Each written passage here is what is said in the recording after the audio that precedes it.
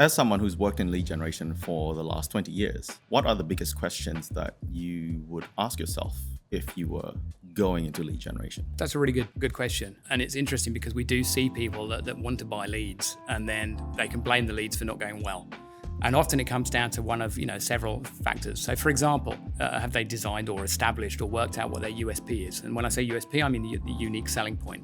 It's very easy to think when we're looking at our own business that we understand what our unique selling point is. But really, if you look at your competitors, it's quite often that they're actually looking at the same thing. So is it truly unique?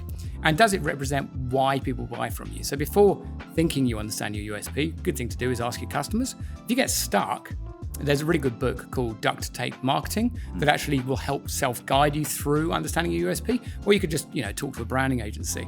You also need to have a strong call to action. So with that, you need an offer, normally a time-based offer. So something that says, in order for me to receive some benefit, get 10% off or get something for free, for example, one needs to do it by a certain time. That's going to draw someone in and actually generate that lead. Next, I think you need to really focus on, do I understand my target market?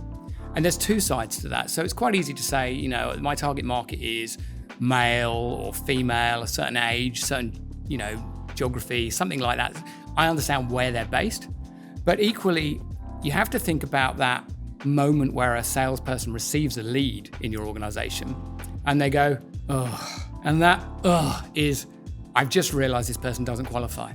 So you want to think just as much about who doesn't qualify, who isn't right for me.